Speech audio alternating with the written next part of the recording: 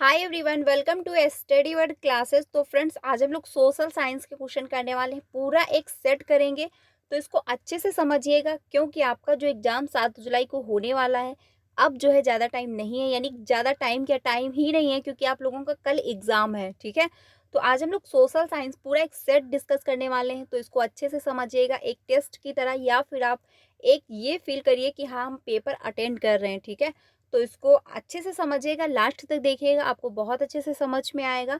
ये अच्छा खासा सेट है, तो इसको मैं डिस्कस कर रही हूँ क्योंकि इसमें इंपॉर्टेंट क्वेश्चन है, इस वजह से। तो इसको लास्ट तक देखना, आपको बहुत अच्छे से समझ में आएगा। चैनल पे पहली बार आए हो तो प्लीज़ वीडियो को लाइक करके चैनल को भी सब्सक्राइब कर लीजिएगा, सो दैट आपको टीचिंग से रिलेटेड सारी अपडेट जो है वो टाइम से मिल जाती है। एंड आपको C TET paper 1 and paper 2 दोनों की प्रिपरेशन करवाई जाती है, तो आप लोग मेरे साथ भी ज्वाइन हो सकते हैं। डेली 3 बजे और 5 बजे। 3 बजे के क्लास में हम लोगों ने हिंदी पेडागोजी की मैराथन क्लास की है। अगर आपने नहीं देखी है तो वो भी जाकर के ज्वाइन करिएगा, आपको बहुत अच्छे से समझ में आएगा। तो स्टार्ट करते हैं आज के जो क्वेश्चन है। आज के क्वेश्चन आपको अच्छे खासे देखने को मिलने वाले हैं। इसको आप ये जो है एक पेपर की तरह ले सकते हैं कि हाँ, ये फील करिए कि मैं एग्ज़ाम देने जा रहा हूँ। तो लास्ट में अपना स्कोर भी बताना है कि कितना आपका स्कोर सोशल साइंस में बन पा रहा है। तो स्टार्ट करते हैं। पहला है क्वेश्चन, इसमें कहा जा रहा है कि ए हिस्ट्री ऑफ ब्रिटिश इंडिया का लेखन जो है कार्य किसने किया। यानी हिस्ट्री ऑफ ब्रिटिश इंडिया जो है, इसके लेखक कौन है। एक क्वेश्चन ये भी पूछा जाता है, यानी बुक का नाम दे दिया जाता है और पूछा जाता है इसके लेखक कौन है। तो ऐसा क्वेश्चन भी आता है, तो ध्यान रखिएगा। तो इसका आंसर कौन सा हो जाएगा। डेविड हुम होंगे, या फिर जेम्स मिल होंगे, या फिर मैक्स मूलर होंगे, या फिर विलियम जो है हजलिस्ट होंगे। तो कौन इसके होंगे हिस्ट्री ऑफ ब्रिटिश इंडिया के लेखक। तो क्वेश्चन नंबर फर्स्ट का सेकंड ऑप्शन सही हो जाएगा, जेम्स मिल। ठीक है, जेम्स मिल जो है इसके लेखक हैं, इंपॉर्टेंट है, ध्यान रखिएगा। आंसर हो जाएगा सेकंड ऑप्शन। अगले क्वेश्चन पे चलते हैं। अगला है क्वेश्चन नंबर सेकंड। हम लोग फटाफट से आंसर डिस्कस करेंगे क्योंकि ज़्यादा टाइम नहीं है, आप लोगों को सारी सब्जेक्ट जो है कवर करनी है। तो इसलिए ज़्यादा डिस्कस ना करते हुए सीधे क्वेश्चन पढ़ के आंसर को टिक टक मतलब टच करके क्लिक करके आगे बढ़ेंगे। ठीक है, अगला है क्वेश्चन, अतीत को समझने हेतु प्राथमिक स्रोतों के स्थानों के संदर्भ में निम्नलिखित में से जो है का मिलान कीजिए और उपयुक्त विकल्प का चयन कीजिए। यानी ए और बी कॉलम को क्या है, आपको मैच करना है। तो क्वेश्चन नंबर जो फर्स्ट, यानी क्वेश्चन नंबर जो सेकंड है, इसमें आंसर कौन सा होगा। देखिए फर्स्ट जो है पयमपल्ली जो है ये कहाँ है, काला चना, ज्वार, बाजरा, मवेशी, भेड़, सुअर। अब फर्स्ट का जो है वो थर्ड ऑप्शन होगा। अब हम लोग फटाक से कहाँ ऑप्शन पे चलेंगे कि फर्स्ट का थर्ड किस में है। तो फर्स्ट का जो थर्ड है वो आपका फर्स्ट में दिया गया और थर्ड में दिया गया, यानी फोर्थ और सेकंड ये क्या है, किसी भी कंडीशन में नहीं होंगे, यानी कि दो ऑप्शन आपके गलत हो गए। अब हम लोग सेकंड मैच करते हैं। कोलिहड़ जो है, कोलिड हवा जो है ये कहाँ होगा, इसमें है आपका फोर ऑप्शन, यानी चावल, जानवरों की हड्डियों के टुकड़े। तो अब बी का जो है फोर, अब बी का फोर किस में है, बी का फोर आपका जो है फर्स्ट ऑप्शन में ही है, बाकी क्या है ऑप्शन में नहीं है। तो आंसर इसमें आपका जो है फर्स्ट ऑप्शन हो जाएगा। पहला मैच करके देखिए, फटाक से ऐसे क्वेश्चन करने के लिए फटाक से पहला मैच करिए और फिर आंसर पे आइए। अगर इसमें से आपको मिल रहा है पहले से ही, तो पहले से ही आप आंसर निकाल के जो है आपका जो मतलब गोला है उसको फिल करिए, आगे बढ़ जाइए। क्योंकि क्या है, अगर ऐसे क्वेश्चन आप सारे मैच करने लगोगे, फिर यहाँ पे आओगे देखोगे कि कौन कौन से हैं, तो वहाँ पर दिक्कत होगी, कन्फ्यूजन क्रिएट होगी, टाइम भी वेस्ट होगा। तो ऐसा आपको नहीं करना है। फर्स्ट मैच करिए, सीधे ऑप्शन पे आइए, अगर पहले से निकल रहा है आंसर तो निकालिए, नहीं तो सेकंड ऑप्शन मैच करिए, अगर उससे निकल रहा है तो उससे निकल आएगा, क्योंकि एक दो आपको मैच करने पड़ेंगे, आंसर आपका निकल आएगा।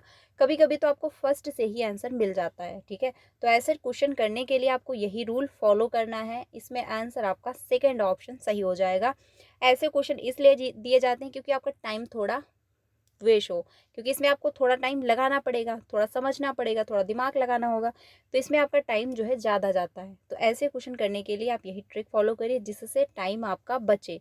आंसर हो जाएगा फर्स्ट ऑप्शन। अगले क्वेश्चन पे चलते हैं। अगला है क्वेश्चन नंबर थर्ड। अगला है क्वेश्चन, राजा का काम जो है सैनिकों के बिना नहीं चल सकता। ठीक है, और सैनिक वेतन के बिना नहीं जी सकते। वेतन आता है किसानों से, एकत्रित किए गए राजस्व से, मगर किसान भी राजस्व तभी चुका सकेंगे जब वे जो है खुशहाल और प्रसन्न होंगे। ऐसा तभी हो सकता है जब राजा न्याय और ईमानदार प्रशासन को बढ़ावा दें। यह वाक्य निम्नलिखित में से किस मध्यकालीन इतिहासकार ने लिखा?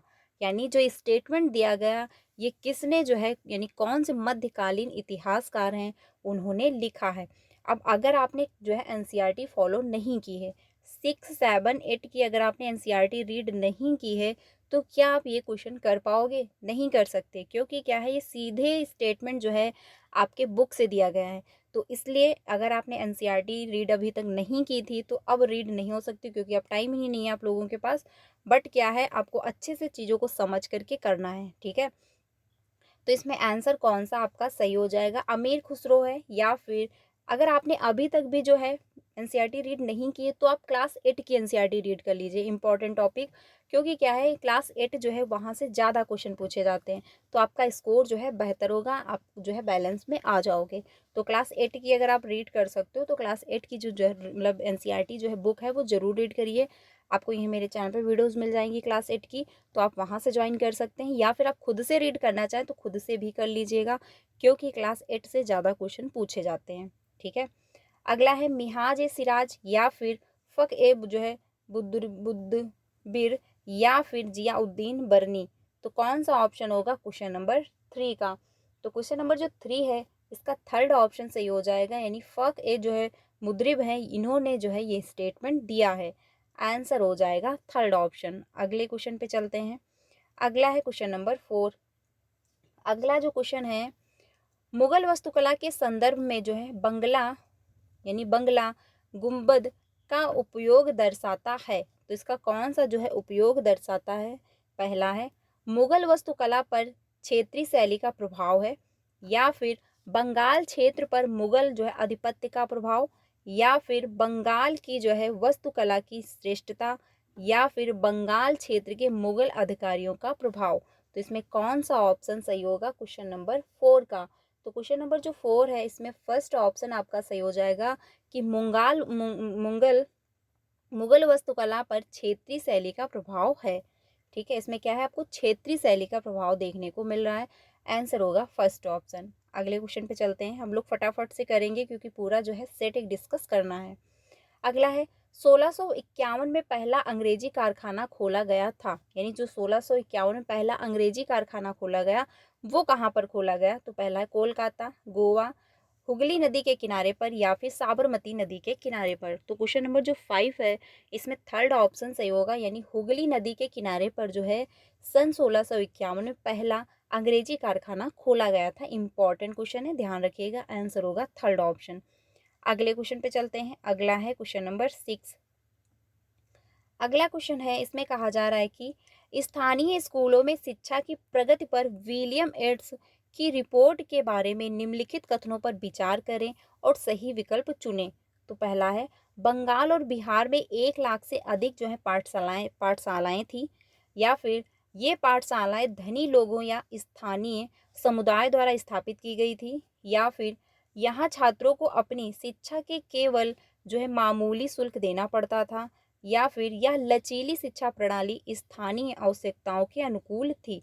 तो कौन सा इसमें ऑप्शन सही हो जाएगा क्वेश्चन नंबर जो है आपका 6? अब इसमें ऑप्शन जो है वो कौन सा सही होगा? तो क्वेश्चन नंबर जो 6 है इसमें आंसर होगा 4 ऑप्शन, यानी कि ए सही है, बी सही है, और क्या है, डी सही है। लेकिन सी जो है वो क्या है, गलत हो जाएगा, क्योंकि यहाँ जो है छात्रों को अपनी शिक्षा के लिए केवल मामूली शुल्क नहीं देने पड़ते थे। यही जो है गलत होगा। बाकी ऑप्शन क्या है, सही है। तो क्वेश्चन नंबर 4 ऑप्शन सही हो जाएगा, ठीक है। ध्यान रखिएगा, बंगाल और बिहार में 1 लाख से अधिक जो है पाठशालाएं थी, बात बिल्कुल सही है। आंसर हो जाएगा 4 ऑप्शन। अगले क्वेश्चन पे चलते हैं। अगला है क्वेश्चन नंबर 7। अगला क्वेश्चन है, इसमें कहा जा रहा है कि औपनिवेशिक अधिकारियों द्वारा बाद के समय में कुछ झूम किसानों को आरक्षित वनों में भूमि के छोटे छोटे टुकड़ों पर जो है खेती करने की अनुमति क्यों दी गई? यानी कि जो औपनिवेशिक अधिकारी लोग थे उनके द्वारा बाद के समय में कुछ जो मजदूर थे उनको क्या है, आरक्षित वनों में भूमि के छोटे छोटे टुकड़ों पर उनको खेती दे करने की अनुमति दे दी गई थी। तो ऐसा क्यों किया गया था? तो पहला ऑप्शन है कुछ दुखी आदिवासियों की मदद करने के लिए जो उनके प्रति वफादार थे इसलिए हुआ था, या फिर है वन विभाग को सस्ते श्रम की नियमित आपूर्ति सुनिश्चित करने के लिए, या फिर भारतीय वनों का जो है कुशल प्रबंध और आग से उनका जो है बचाव करने के लिए, या फिर असंतुष्ट आदिवासी समूहों के विद्रोह को दबाने और उन्हें शांत करने के लिए। तो कौन सा ऑप्शन इसमें सही हो जाएगा क्वेश्चन नंबर 7 का? तो क्वेश्चन नंबर 7 जो है इसमें थर्ड ऑप्शन आपका सही हो जाएगा। इसमें जो है केवल बी ऑप्शन सही है। इसकी वजह से जो है अनुमति दी गई थी कि वन विभाग को सस्ते श्रम की नियमित आपूर्ति सुनिश्चित करने के लिए। ठीक है, आंसर हो जाएगा बी ऑप्शन सही। अगले क्वेश्चन पे चलते हैं। अगला क्वेश्चन है 8। इसमें कहा जा रहा है कि निम्नलिखित कथनों ए आर को पढ़िए तथा उपयुक्त विकल्प का चयन कीजिए। तो आदर्शन जो दिया गया है इसमें बात कही जा रही है कि झूम खेती घुमंतू खेती होती है, यानी जो झूम खेती होती है वो क्या घुमंतू खेती है। रीजन जो दिया गया, इस तरह की खेती अधिकांशतः जंगलों के बड़े बड़े भूखंडों पर की जाती है। तो क्वेश्चन नंबर जो 8 है इसमें आंसर कौन सा सही हो जाएगा? तो देखिए जो झूम खेती होती है वो घुमंतू खेती होती है, बिल्कुल सही बात है। लेकिन जो आपकी इस तरह की खेती यानी जो झूम खेती होती है वो बड़े बड़े भूखंडों पर नहीं होती है। क्या है, छोटे छोटे भूखंडों पर होती है, क्योंकि लोग थोड़े टाइम के लिए रहते हैं वहाँ पर खेती करते हैं, उसके बाद वो दूसरी जगह चले जाते हैं। तो काफ़ी बड़ी मात्रा में वो खेती नहीं वहाँ पर करते हैं, छोटे छोटे टुकड़ों में वो खेती कर रहे होते हैं। आंसर जो है आदर्शन जो है वो गलत होगा। तर्क जो दिया गया वो तो सही है, तो आंसर हो जाएगा थर्ड ऑप्शन यानी ए सही है, परंतु आर जो है वो गलत हो जाएगा। ठीक है, आंसर थर्ड ऑप्शन सही होगा, बाकी क्या है सारे ऑप्शन गलत हो जाएंगे। ठीक है, आंसर थर्ड ऑप्शन सही है। अगले क्वेश्चन पे चलते हैं। अगला है क्वेश्चन नंबर 9। अगला क्वेश्चन जो है, भारत में सती प्रथा के संदर्भ में निम्नलिखित में से कौन से कथन जो है सही हैं? सही विकल्प का चुनाव करें। तो पहला ऑप्शन है, राजा राम मोहन राय ने अपने लेखक के द्वारा यह सिद्ध करने का प्रयास किया कि प्राचीन ग्रंथों में विधवाओं को जलाने की अनुमति कहीं नहीं दी गई है। अगला है, 19वीं सदी के प्रारंभ तक बहुत सारे अंग्रेज अफसर भी सती प्रथा की आलोचना करने लगे थे। या फिर सन 1829 में सती प्रथा पर पाबंदी लगा दी गई और सन 1835 में सती प्रथा पर पाबंदी लगा दी गई। तो सन 1835 जो है ये क्या है आपका गलत होगा, क्योंकि सन 1835 में जो है सती प्रथा पर पाबंदी नहीं लगाई गई थी। ठीक है, बल्कि क्या है सन 1829 में जो है सती प्रथा पर पाबंदी लगाई गई थी। तो ये जो है डी तो गलत हो जाएगा। बाकी क्या है आपके ए बी सी ये ऑप्शन सही हो जाएंगे। तो क्वेश्चन होगा थर्ड ऑप्शन यानी कि ए बी सी सही है। ठीक है, ध्यान रखिएगा। ये ध्यान रखना सती प्रथा कब से प्रारंभ हुआ, यानी सती प्रथा पर कब से रोक लगा दिया गया था? तो सन 1829 ईस्वी से जो है सती प्रथा पर रोक लगा दिया गया था। ठीक है, आंसर हो जाएगा थर्ड ऑप्शन। और राजा राम मोहन राय ने क्या किया था, जो ये विधवा विवाह यानी जो सती प्रथा थी उस पर रोक लगाने के लिए उन्होंने प्राचीन ग्रंथों का भी सहारा लिया था। ये भी बात सही है, आंसर हो जाएगा थर्ड ऑप्शन। अगले क्वेश्चन पे चलते हैं। अगला है क्वेश्चन नंबर 10। अगला है क्वेश्चन, किसने तर्क प्रस्तुत किया कि सभी धार्मिक अधिकारी सामाजिक विभाजनों और असमानता को ईश्वर प्रदत्त मानते हैं और यहाँ की सामाजिक समानता पाने के लिए अछूतों को स्वयं को सभी धर्मों से मुक्त करना होगा। तो कौन सा ऑप्शन इसमें सही हो जाएगा? आपका पहला है नारायण गुरु, या फिर ज्योतिराव फूले हैं, या फिर ईवी रामास्वामी नायकर हैं, या फिर डॉक्टर वी.आर. अम्बेडकर हैं। तो क्वेश्चन नंबर जो है आपका 10, इसमें कौन सा ऑप्शन सही हो जाएगा? 10 का आपका थर्ड ऑप्शन होगा, क्योंकि ईवी रामास्वामी नायकर जो हैं इन्होंने कहा था। आंसर हो जाएगा थर्ड ऑप्शन। ठीक है, अगले क्वेश्चन पे चलते हैं। अगला है क्वेश्चन नंबर 11। अगला क्वेश्चन है, रॉलेट एक्ट के संदर्भ में ए बी और सी पर विचार कीजिए और उपयुक्त विकल्प चुनिए। तो इसमें कौन सा ऑप्शन सही होगा क्वेश्चन नंबर 11 का? तो पहला है, रॉलेट एक्ट ने मूल अधिकारों पर प्रतिबंध लगाया और पुलिस के अधिकारियों को मजबूत किया। या फिर मोहम्मद अली जिन्ना इस एक्ट का समर्थन किया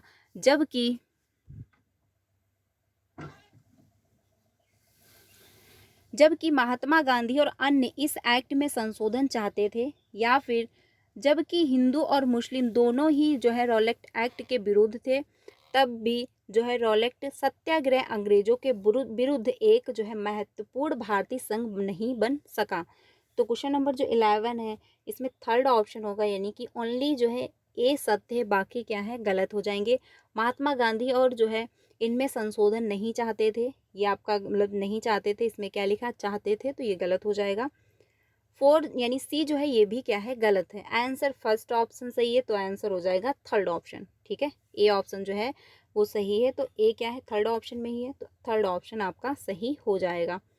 अगले क्वेश्चन पे चलते हैं। अगला है क्वेश्चन नंबर 12 है, निम्नलिखित में से कौन सा बदलाव अंग्रेजों ने सन 1859 के आखिर तक देश पर दोबारा नियंत्रण पा लेने के बाद किया।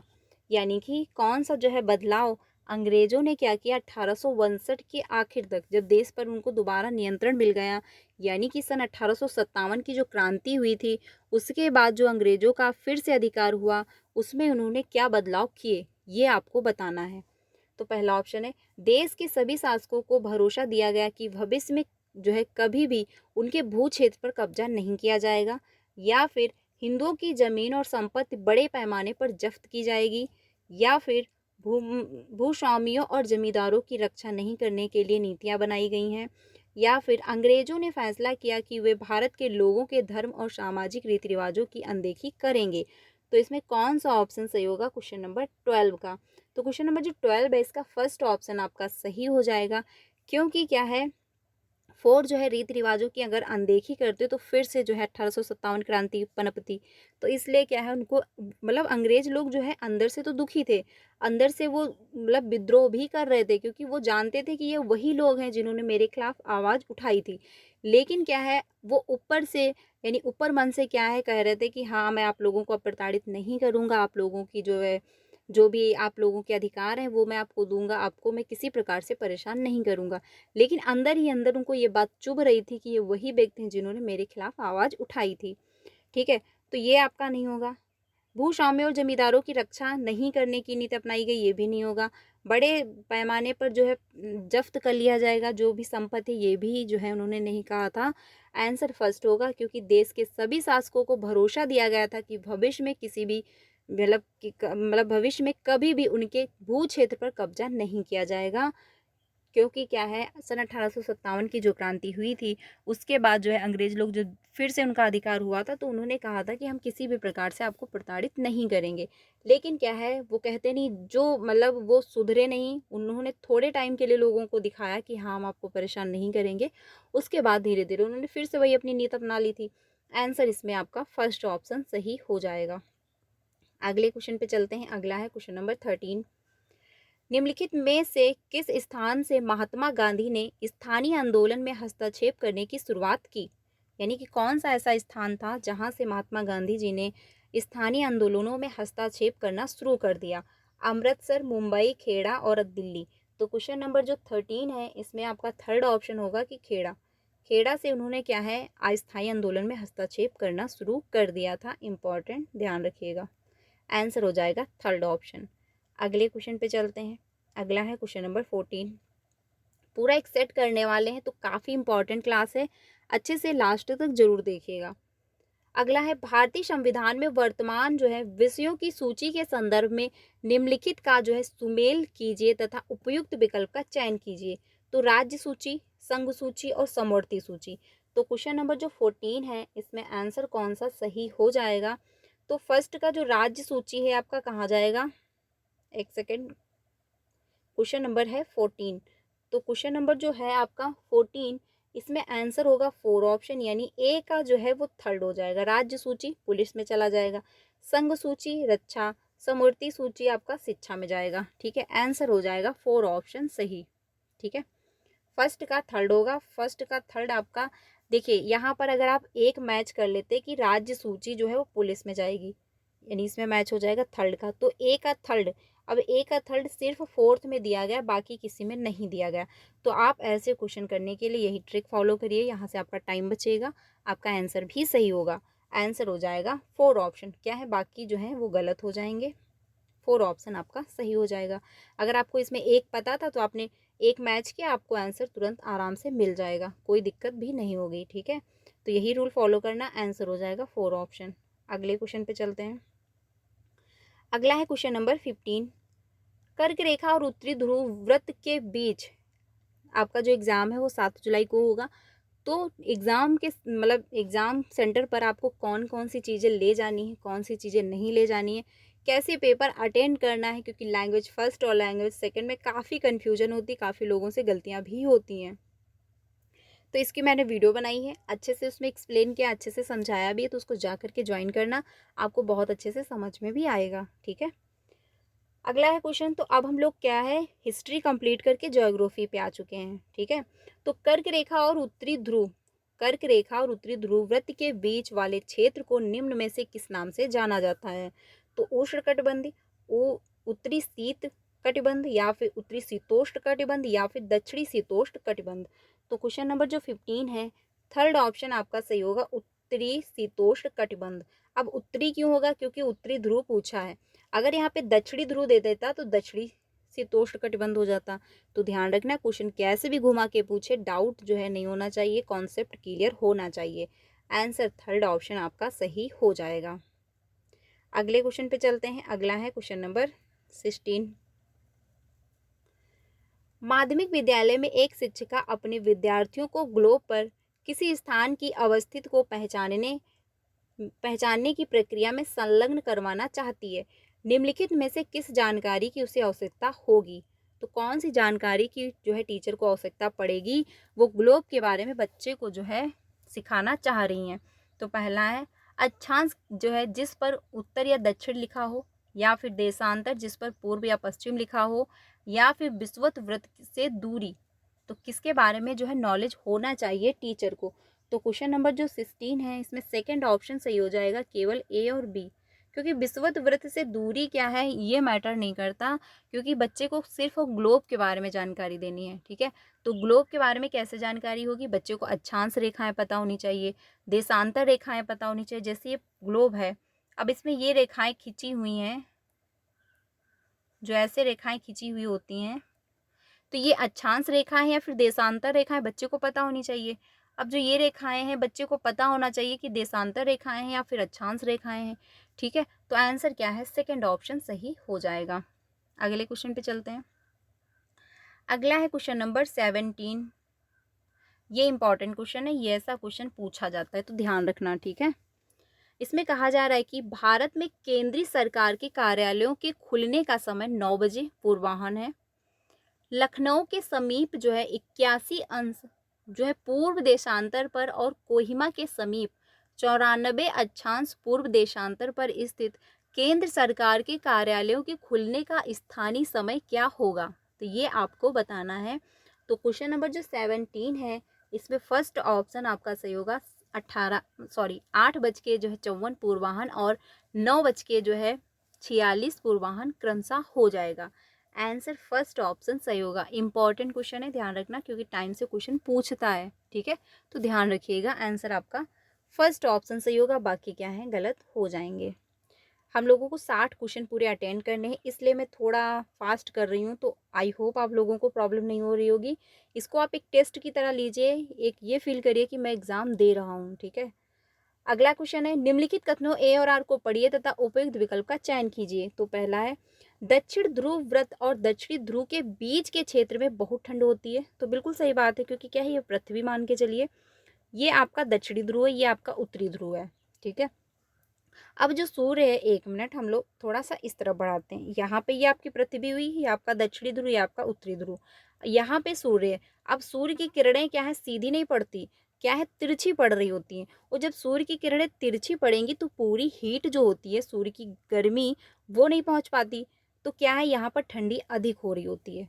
और 6 महीने का दिन 6 महीने का रात भी होता है, यानी कि दक्षिणी अगर ध्रुव पर 6 महीने की रात है तो उत्तरी ध्रुव पर 6 महीने का दिन भी होगा, ये भी ध्यान रखना। तो क्या होता है, सूर्य की किरणें जो है तिरछी पड़ती हैं, इस वजह से यहाँ पर बहुत ज़्यादा गर्मी नहीं होती है। लेकिन जो है सूर्य की किरणें सीधी यहाँ पर यानी उष्णकटिबंधीय क्षेत्र में पड़ रही होती हैं, इस वजह से यहाँ पर बहुत अधिक मात्रा में बारिश होती है, बहुत अधिक मात्रा में गर्मी भी पड़ रही होती है और ज़्यादातर वन यहीं पर पाए जाते हैं। रीज़न क्या है, बारिश भी अधिक, टेम्परेचर यानी बारिश भी अधिक और टेम्परेचर भी अधिक, तो इस वजह से पेड़ जो है काफ़ी ज़्यादा मात्रा में यहाँ पर पाए जाते हैं। ठीक है, तो ये ध्यान रखना। अब इसमें आंसर कौन सा सही होगा? अगला है, सूर्य की किरणें हमेशा तिरछी होती हैं और कम ऊष्मा देती हैं। तो बात तो बिल्कुल सही है, क्योंकि क्या है, सूर्य की किरणें जो हैं वो तिरछी पड़ रही होती हैं और ऊष्मा जो है कम देती हैं। तो क्वेश्चन नंबर जो है 18, फर्स्ट ऑप्शन आपका सही होगा कि ए और आर दोनों सही हैं। आर ए की सही व्याख्या भी कर पा रहा है, क्योंकि क्या है, ए भी सही है और आर भी सही है। सूर्य की किरणें तिरछी पड़ती हैं, इस वजह से जो है उत्तरी और दक्षिणी ध्रुव पर अधिक ठंडी होती है। आंसर हो जाएगा फर्स्ट ऑप्शन, बाकी क्या है ऑप्शन गलत हो जाएंगे। अगले क्वेश्चन पे चलते हैं। अगला है क्वेश्चन नंबर 19। अगला क्वेश्चन है, निम्नलिखित कारणों में से किस कारण जो है चाप झील बनती है? तो पहला है अपर्दन, निक्षेपण और आपका विसर्पण। तो इसमें कौन सा जो है ऑप्शन सही होगा? क्वेश्चन नंबर 19 का 4 ऑप्शन सही हो जाएगा, यानी कि क्या है, सारे सही हैं। अब आपका अपर्दन भी है, निक्षेपण भी है और विसर्पण भी है, तो आंसर हो जाएगा 4 ऑप्शन। ठीक है, आंसर जो है 4 ऑप्शन सही हो जाएगा। अगले क्वेश्चन पे चलते हैं। अगला क्वेश्चन है 20 है, निम्न में से कौन सा आपका परपिडी से जो है क्रोड तक जो है मुख्य खनिजों की उपलब्धता का सही क्रम है? तो परपटी से जो है क्रोड तक जो है मुख्य खनिजों का उपलब्धता का जो सही क्रम है वो क्या है? तो पहला है सीमो जो है सीएल निफे, या फिर सीएल सीमे निफे, या फिर सीमे निफे सीएल, या फिर सीएल निफे सीमे। तो कौन सा है जो है इसमें सही हो जाएगा? क्वेश्चन नंबर 20 का जो है सेकंड ऑप्शन सही हो जाएगा, यानी कि सीएल और सीमे निफे जो है सही हो जाएगा। ठीक है, 20 का सेकंड ऑप्शन जो है सही होगा, बाकी क्या है गलत हो जाएंगे। अगले क्वेश्चन पे चलते हैं। अगला क्वेश्चन है 21 जो है इसमें कहा जा रहा है कि निम्नलिखित कथनों ए और आर पर विचार कीजिए तथा सही विकल्प का चयन कीजिए। तो इसमें जो है पहला आदर्शन जो दिया गया है, अग्नेय और अवसादी शैलें कार्यान्तित शैलें में परिवर्तित हो जाती हैं।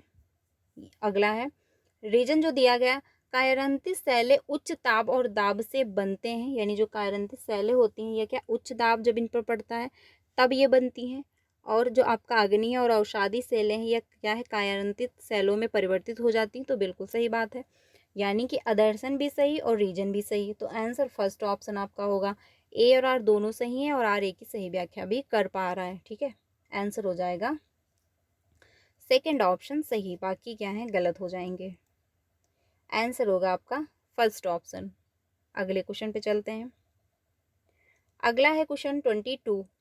अगला जो क्वेश्चन है इसमें कहा जा रहा है कि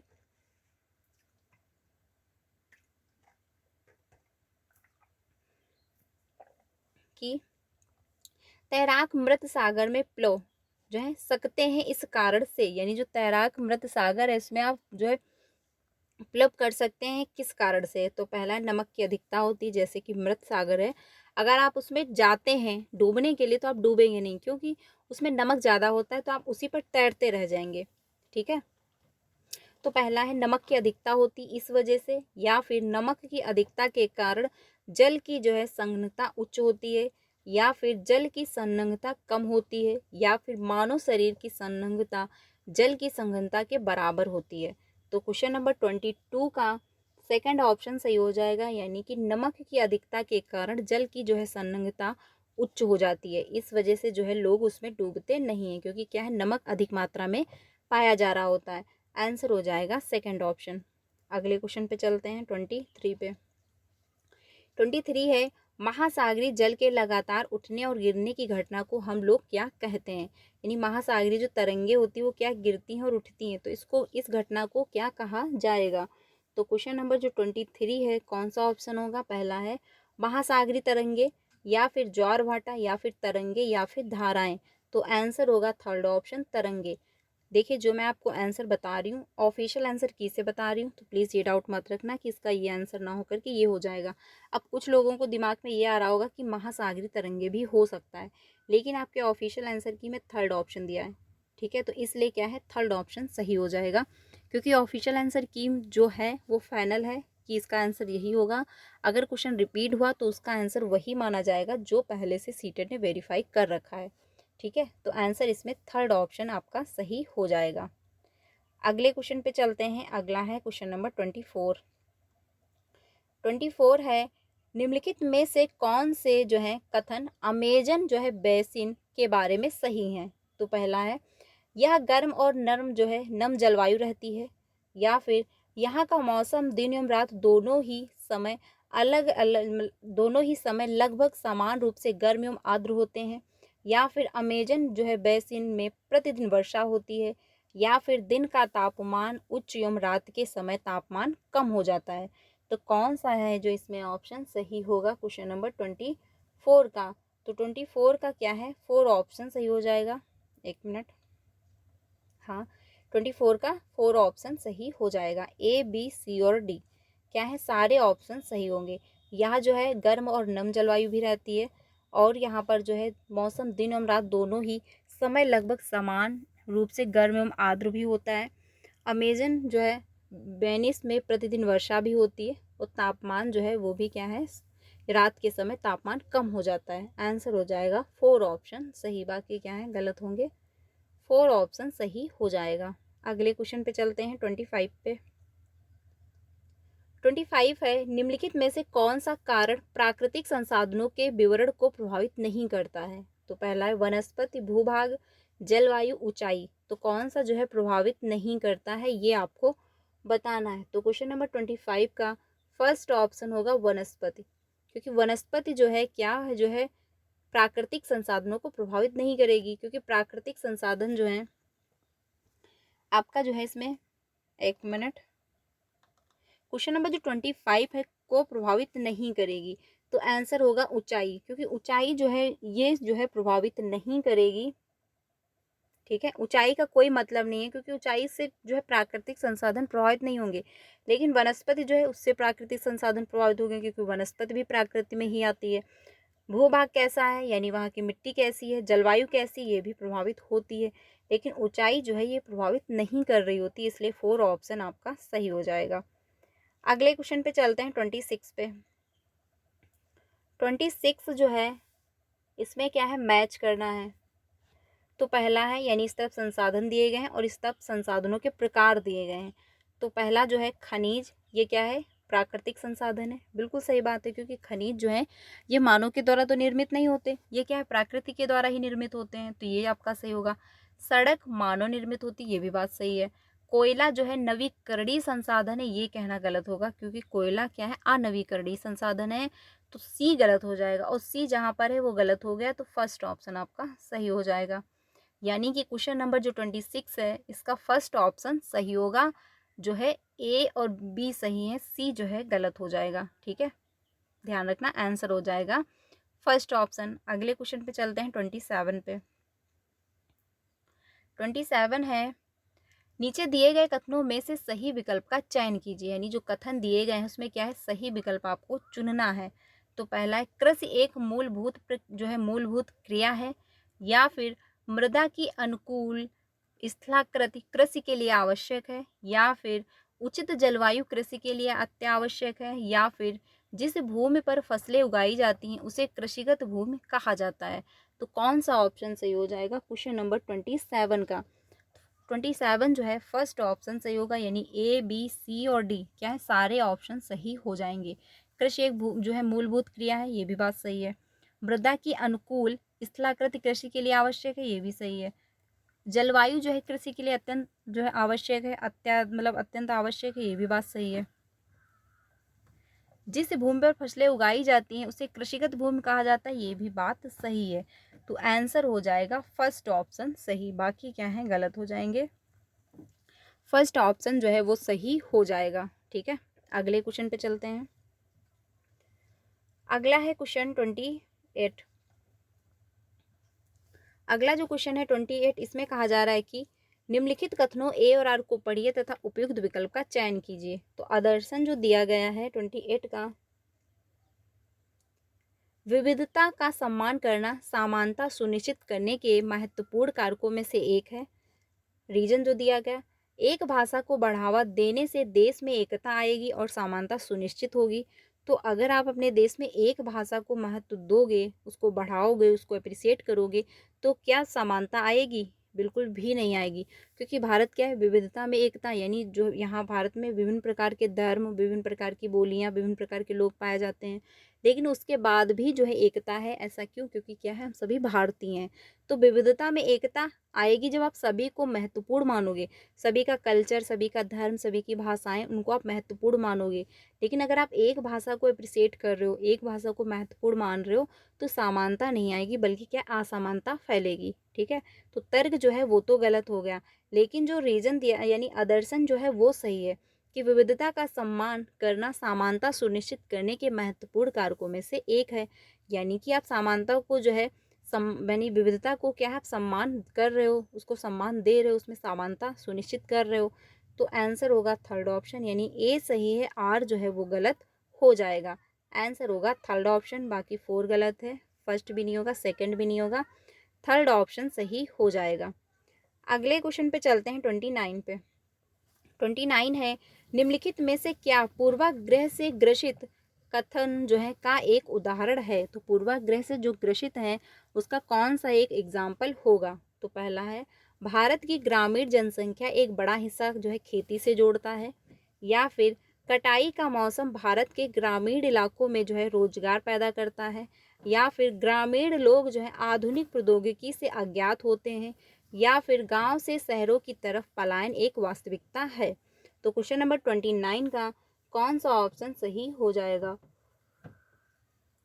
तो क्वेश्चन नंबर 29 का थर्ड ऑप्शन सही होगा, यानी ग्रामीण लोग आधुनिक प्रौद्योगिकी से अज्ञात हैं। ये क्या है, पूर्वाग्रह बना हुआ है। अब ये तो जरूरी नहीं कि ग्रामीण के जो लोग हैं, गांव में जो लोग रहते हैं, वो उनको प्रौद्योगिकी के बारे में नॉलेज ही ना हो। बहुत सारे लोग गांव से जाकर के शहरों में जो है प्रौद्योगिकी में काम करते हैं, कंपनियों में काम कर रहे होते हैं। तो ये क्या है, पूर्वाग्रह बना हुआ, एक माइंड सेट बना हुआ। जैसे कि आदिवासी का जैसे ही नाम आता है तो ये फील होता है कि वो काफ़ी पिछड़े होंगे, वो शिक्षा से वंचित होंगे, स्वास्थ्य से वंचित होंगे, उनका रहन सहन, पहनावा, बातचीत करने का तरीका सब अलग होगा। तो एक क्या है, माइंड सेट बना हुआ, एक पूर्वाग्रह बना हुआ है। ठीक है, तो ये क्या है, इसी में दर्शाया जा रहा है क्वेश्चन नंबर थर्ड में। बाकी क्या है, ऑप्शन सही है आपके, थर्ड ऑप्शन गलत हो जाएगा। यही इसका जो है एग्जाम्पल है, यही इसका उदाहरण है। आंसर होगा थर्ड ऑप्शन। अगले क्वेश्चन पे चलते हैं। अगला है क्वेश्चन नंबर 30। क्वेश्चन नंबर जो 30 है, इसमें कहा जा रहा है कि भारत के संविधान को एक जीवंत प्रपत्र के रूप में माना जाएगा। तो इसमें है, निम्नलिखित में से कौन सा जो है उपयुक्त कथन को प्रमाणित नहीं करता है? आंसर आपको निगेटिव में देना है। ठीक है, तो ध्यान रखिएगा। पहला है, भारत का संविधान अधिकांश जो है यह काफ़ी लचीला है और इसे संशोधन किया जाना चाहिए, मतलब किया जाता है, किया जा सकता है। या फिर संविधान नागरिकों को मौलिक अधिकारों के उल्लंघन की स्थिति में जो है न्यायालय जाने की अनुमति देता है। या फिर संविधान द्वारा जो है स्थापित लोकतांत्रिक आदर्श इसकी पुनर्व्याख्या में सहायता करते हैं। या फिर भारत का संविधान कई अन्य देशों के संविधानों से प्रेरित था। तो कौन सा ऑप्शन सही होगा क्वेश्चन नंबर 30 का? तो क्वेश्चन नंबर 30 का 4 ऑप्शन सही हो जाएगा, यानी कि भारत का जो संविधान है कई अन्य देशों के संविधानों से प्रेरित था, ये कहना गलत हो जाएगा। बाकी क्या है, ऑप्शन सही थे, यानी कि जो 4 ऑप्शन है ये गलत है, बाकी ऑप्शन सही होंगे। यानी भारत का संविधान अधिकांश या काफ़ी लचीला है, ठीक है, और इसे संशोधित किया जाता है। तो बिल्कुल सही बात है, संविधान में जो कानून है, जो अधिकार दिए गए हैं, उसमें संशोधन होता रहता है समय के साथ, तो ये बात तो सही है। संविधान नागरिकों को मौलिक अधिकारों के उल्लंघन की स्थिति में जो है न्यायालय जाने की अनुमति भी देता है। अगर आपके कानूनों का कोई उल्लंघन कर रहा है, आपको जो अधिकार हैं दिए, संविधान के द्वारा दिए गए हैं, अगर आपको अधिकार नहीं दिए जा रहे हैं, तो आप उनको जो है उसके लिए न्यायालय भी जा सकते हैं, ये भी आपको स्वतंत्रता दी गई है। संविधान द्वारा स्थापित लोकतांत्रिक आदर्श इसकी पुनर्व्याख्या में सहायता करता है, तो ये भी बात सही है। 4 ऑप्शन आपका गलत है, निगेटिव का निगेटिव आंसर हो जाएगा। आंसर होगा 4 ऑप्शन। अगले क्वेश्चन पे चलते हैं 31st पे। तो हम लोगों ने 30 क्वेश्चन कंप्लीट कर लिए हैं, ठीक है। अब हम लोग 30 क्वेश्चन करने वाले हैं जो कि क्या है, पॉलिटी से दिए गए हैं। 10 क्वेश्चन हम लोग करेंगे और 20 क्वेश्चन हम लोग सोशल साइंस के पैडागोजी से करने वाले हैं। तो 30 क्वेश्चन जो है बचे हुए, इसको भी आप लोग अटेंड करिएगा। अगला है क्वेश्चन, एक धर्मनिरपेक्ष राज्य डैश डैश जो है क्या होगा, का एक राजकीय धर्म होता है, यानी धर्मनिरपेक्ष जो राज्य है उसका जो एक राजकीय धर्म होता है, या फिर गण राज्य होना चाहिए, या फिर सभी धर्मों के विरुद्ध है, या फिर का कोई भी राजकीय धर्म नहीं होता है। तो क्वेश्चन नंबर जो 31st है, इसमें 4 ऑप्शन सही हो जाएगा, यानी कि का कोई भी राजकीय धर्म नहीं होता है। अब ऐसा क्यों, वो भी समझते हैं।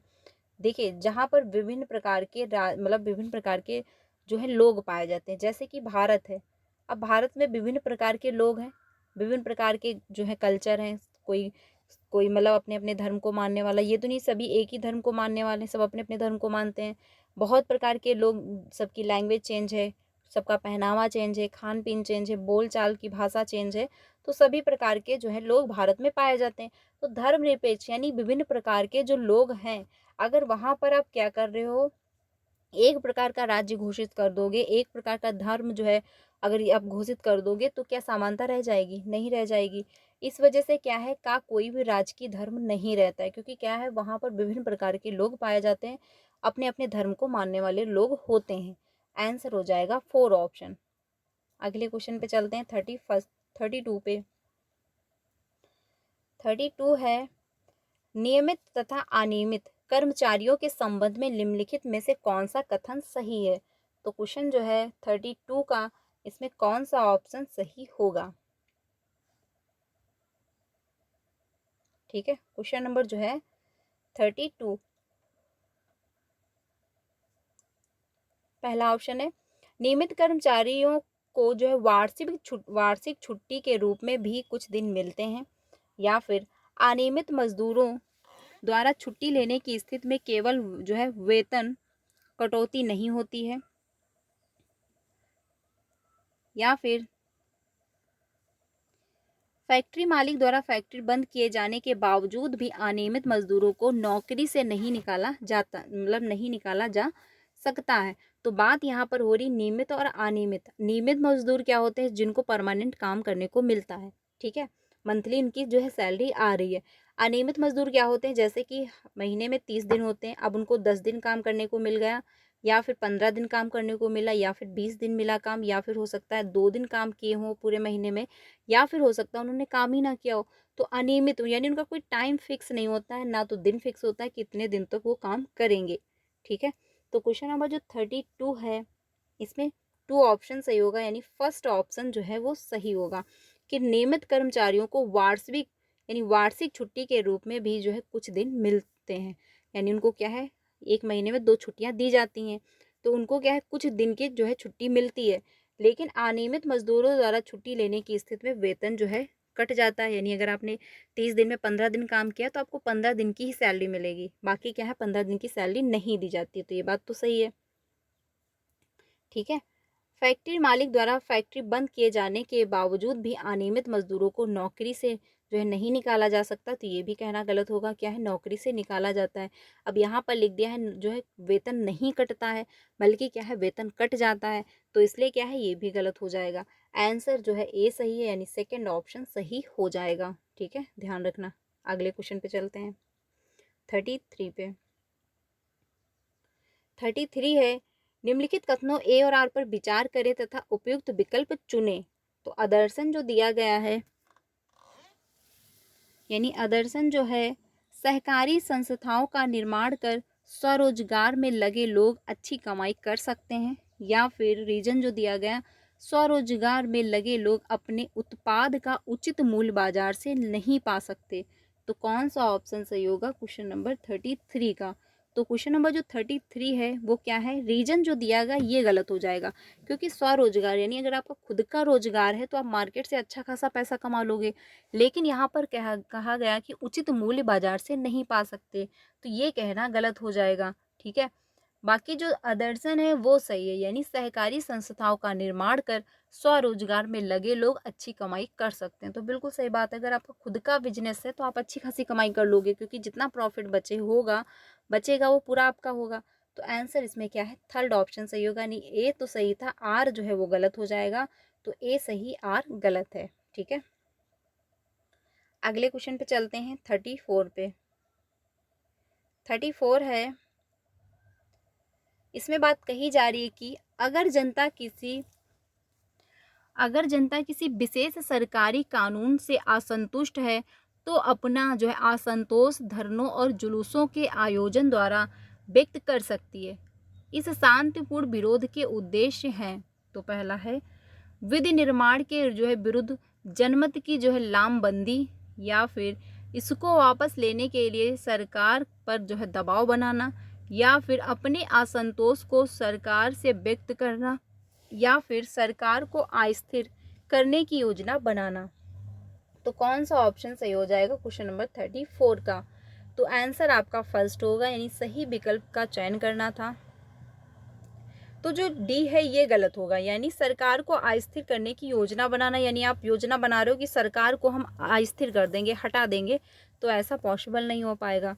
ठीक है, आंसर जो है फर्स्ट ऑप्शन सही होगा, यानी ए बी सी सही है कि विधि निर्माण के विरुद्ध जनमत की लामबंदी कर रहे हो आप, बात सही है। इसको वापस लेने के लिए सरकार पर आप दबाव जो है बनाना, यानी अगर आप धरना करोगे, जुलूस निकालोगे, तो क्या है, सरकार पर थोड़ा दबाव बनेगा। अपने असंतोष को सरकार से व्यक्त करना, अगर आप जो सरकार के कानून बने हुए हैं अगर आप उससे संतुष्ट नहीं हो तो आप क्या अपने पक्ष में बात कहोगे, बात ये भी सही है। आंसर फर्स्ट ऑप्शन सही हो जाएगा, डी जो है वो गलत है। ठीक है, फर्स्ट ऑप्शन आपका सही हो जाएगा। अगले क्वेश्चन पे चलते हैं, 35 पे। 35 है, हम लोग फटाफट से करेंगे क्योंकि आपको सारी सब्जेक्टें आज रिवीजन करनी होंगी, इसलिए हम ज़्यादा टाइम ना लेते हुए फटाफट से जो है 60 क्वेश्चन करने वाले हैं सोशल साइंस के, पूरा एक सेट। काफ़ी इंपॉर्टेंट क्लास है, इसको मिस मत करिएगा, लास्ट तक जरूर देखिएगा।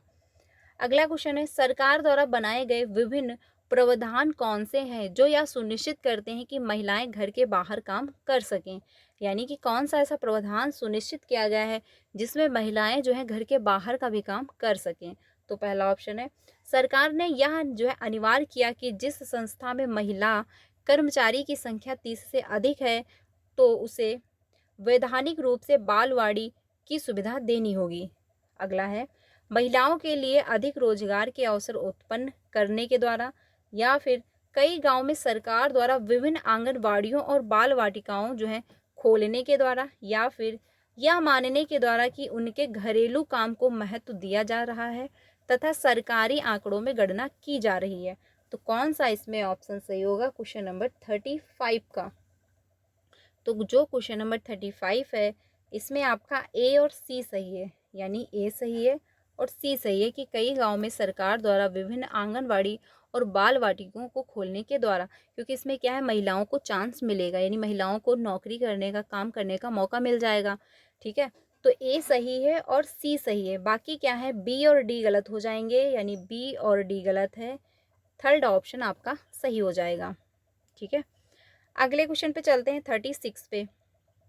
अगला क्वेश्चन है 36, इसमें कहा जा रहा है कि घरेलू हिंसा के जो है घरेलू हिंसा से महिलाओं का संरक्षण अधिनियम 2005 निम्न में से किन्हें शामिल करने के लिए घरेलू शब्द का जो है विस्तार करता है। तो कौन सा ऑप्शन इसमें सही हो जाएगा?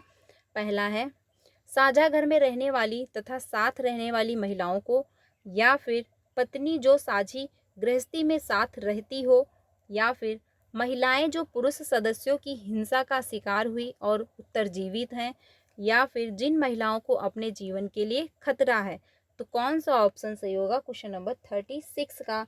फर्स्ट ऑप्शन आपका सही होगा, यानी साझा घर में रहने वाली या साथ रहने वाली महिलाओं को क्या है, घरेलू हिंसा से महिलाओं का जो है संरक्षण अधिनियम 2005, इसमें क्या है, घरेलू हिंसा को शामिल किया गया था। आंसर होगा फर्स्ट ऑप्शन, यानी घरेलू महिलाओं को जो है प्रताड़ित किया जाता है, उन्हें उन पर हिंसा किया जाता है, तो इसी के खिलाफ जो है कानून बनाया गया था। आंसर होगा फर्स्ट ऑप्शन। अगले क्वेश्चन पे चलते हैं, 37 पे। 37 है, निम्नलिखित में से कौन से प्रावधान है जो भारत के संविधान द्वारा समानता को स्थापित करते हैं? सही विकल्प चुनें। तो पहला है क्वेश्चन नंबर 37, जिन्होंने कोई भी अपराध किए हैं वे कानून की दृष्टि में समान हैं, या फिर अस्पृश्यता का उन्मूलन कर दिया गया है, या फिर किसी भी व्यक्ति के साथ उसके धर्म, नस्ल, जाति आदि के आधार पर भेदभाव नहीं किया जा सकता, या फिर ग्राम पंचायत बनाने के लिए राज्य को कदम उठाने होंगे। तो सही विकल्प का जो है आपको चुनाव करना है। समानता के बारे में बात कही जा रही है, ठीक है। तो क्वेश्चन नंबर 37 का 2 ऑप्शन सही होगा, यानी बी और सी सही है, यानी अस्पृश्यता का उन्मूलन कर दिया मतलब अस्पृश्यता का उन्मूलन कर दिया गया है, और किसी भी व्यक्ति के द्वारा उसके नस्ल, जाति जो है धर्म के आधार पर आप भेदभाव नहीं करेंगे कि ये नीची जात का व्यक्ति है, या फिर इसकी जात अलग है, नस्ल अलग है, धर्म अलग है, ये अलग धर्म को मानने वाले हैं, तो आप इनके आधार पर भेदभाव नहीं करेंगे, ठीक है। इससे क्या है, समानता स्थापित होगी। अगर आप भेदभाव करेंगे तो असमानता फैलेगी। बी और सी सही है, यानी सेकंड ऑप्शन सही हो जाएगा। बाकी क्या है, ऑप्शन गलत होंगे, क्योंकि ग्राम पंचायत बनाने के लिए राज्य को कदम उठाने चाहिए, तो ये नहीं, ग्राम पंचायत बनाने के लिए राज्य को कदम नहीं उठाने पड़ते, ये बात गलत हो जाएगी। यहाँ पर बात हो रही है समानता की, ठीक है। तो आंसर हो जाएगा सेकेंड ऑप्शन। अगले क्वेश्चन पे चलते हैं 38 पे, पर थोड़े से क्वेश्चन बचे हुए हैं तो इसको अच्छे से लास्ट तक जरूर देखिएगा। अगला है, सल्व में रहने वाले लोगों को वहां से हटाए जाने के केस के संदर्भ में भारत के उच्च न्यायालय ने कहा कि कोई भी व्यक्ति जीने के साधनों के बिना जीवित नहीं रह सकता। इस कथन के द्वारा न्यायालय किन दो अधिकारों को जोड़ रही है? क्योंकि क्या है, कुछ ऐसे अधिकार हैं जिनके बिना लोगों का जीवन संभव नहीं है, ठीक है। तो कौन से अधिकार जो है न्यायालय ने इसमें जोड़ा है? तो पहला है जीवन का अधिकार और भोजन का अधिकार, या फिर जीवन का अधिकार और जीविकोपार्जन का अधिकार, या फिर जीविकोपार्जन का अधिकार और भोजन का अधिकार, या फिर जीवन का अधिकार और स्वतंत्रता का अधिकार। तो क्वेश्चन नंबर 38 जो है, क्वेश्चन नंबर जो 38 है, इसमें 2 ऑप्शन सही होगा, यानी जीवन का अधिकार और जीविकोपार्जन का अधिकार, यानी सभी को जीने का अधिकार है, और साथ ही साथ अपना रोजी रोटी चलाने के लिए क्या है, कोई व्यवसाय भी करना होगा, कोई काम भी करना होगा, तो उसका भी अधिकार दिया गया। आंसर होगा सेकंड ऑप्शन आपका, ठीक है। बाकी क्या है, गलत हो जाएंगे। स्वतंत्रता का अधिकार वो सेकंड ऑप्शन होता है आपका, क्योंकि जब आपको जीवन जीने का अधिकार मिला है, अपनी रोजगार चलाने का अधिकार दिया गया, तो स्वतंत्रता ऑटोमेटिक आ जाएगी। आंसर आपका होगा सेकंड ऑप्शन। अगले क्वेश्चन पे चलते हैं 39 पे। 39 है, निम्नलिखित जो है जोड़ा का सही मिलान कीजिए तथा उपयुक्त विकल्प का चयन कीजिए, ठीक है। तो सही जोड़े का आपको क्या है, मिलान करना है। तो पहला ऑप्शन है सफाई कर्मचारी, ठीक है, ये आपका कहाँ जाएगा, ये आपका 4 में जाएगा, यानी मेवलुअस इसके वेजल्स, ठीक है। अनुसूचित जाति तो आपका सेकंड में जाएगा, यानी कि वन अधिकार अधिनियम, क्योंकि अनुसूचित जाति लोगों को क्या है, वन अधिकार का अधिनियम, मतलब वन अधिकार के अधिनियम के तहत अगर वो कहीं एक जगह पर 25 वर्ष तक रह रहे हैं तो उनका उस पर अधिकार हो जाएगा, ठीक है, ये उनको मिला था। तो इसमें जो है ए का 4 है, तो ए का 4 किस में है, ए का 4 आपका थर्ड में है और फोर्थ में है, यानी 2 ऑप्शन आपके गलत हो गए। अब बी का सेकंड किस में है, तो बी का सेकंड आपका 4 में है, आंसर आपका निकल आया। सिंपल सी बात। ऐसा क्वेश्चन करने के लिए आपको यही रूल फॉलो करना है, टाइम भी आपका बचेगा, आंसर भी आपका गलत नहीं होगा, आपको ज़्यादा अपना दिमाग भी नहीं लगाना पड़ेगा, ठीक है। आंसर 4 ऑप्शन आपका सही हो जाएगा। ऐसे क्वेश्चन ऐसे ही करना, आंसर आपका 100% सही हो जाएगा। अगले क्वेश्चन पे चलते हैं। अगला है क्वेश्चन नंबर 14, निम्नलिखित में से क्या सामाजिक विज्ञान की संकल्पना हाशिए पर होना का विपरीत होगा? तो आपका है गेटेआइजेशन, या फिर यानी घेटोआइजेशन, या फिर विस्थापित होना, या फिर मुख्य धारा होना, या फिर कलंकित होना। तो क्वेश्चन नंबर 39 का, यानी कि क्वेश्चन नंबर जो 39 है इसमें आपका जो क्वेश्चन नंबर 40 जो है, इसमें थर्ड ऑप्शन आपका सही हो जाएगा, मुख्य धारा होना, ठीक है। आंसर हो जाएगा थर्ड ऑप्शन, माफ करना। आगे चलते हैं अगले क्वेश्चन पे। अगला है क्वेश्चन नंबर 41। 20 क्वेश्चन बचे हुए हैं, तो प्लीज़ इसको लास्ट तक जरूर देखना। हम खुद ही मतलब अब मैं खुद ही सोच रही हूँ कि फटाफट से करा दूँ, क्योंकि क्या है, आप लोगों का टाइम आज बहुत इंपॉर्टेंट है, क्योंकि आपको सारी सब्जेक्टें रिविजन करनी है, ठीक है। इतिहास में प्रयोग होने वाले लैटिन शब्द जो है इनोडामिनी का अर्थ है, यानी इनोडामिनी जो है इसका अर्थ क्या होगा, ईसा मसीह के जन्म का वर्ष या फिर आपदा का वर्ष या फिर परिवर्तन का वर्ष या फिर जन्म का वर्ष। तो कौन सा ऑप्शन सही होगा, आंसर आपका फर्स्ट होगा, क्योंकि क्या है, ईसा मसीह के जन्म का वर्ष। ठीक है, आंसर आपका फर्स्ट ऑप्शन होगा, बाकी क्या है गलत हो जाएंगे। अगले क्वेश्चन पे चलते हैं 42 पे। अगला है क्वेश्चन 42, इतिहास पाठ्यचर्या से अपेक्षित है कि यह मुख्यतः चर्चा करे। तो मतलब इतिहास की जो पाठ्यचर्या होती है उससे क्या अपेक्षा की जाती है कि इस पर चर्चा करे। तो पहला है विवादों की, या फिर लोगों के शांतिपूर्ण जीवन की, या फिर सत्ता एवं प्रभुत्ता की, या फिर खोजों की।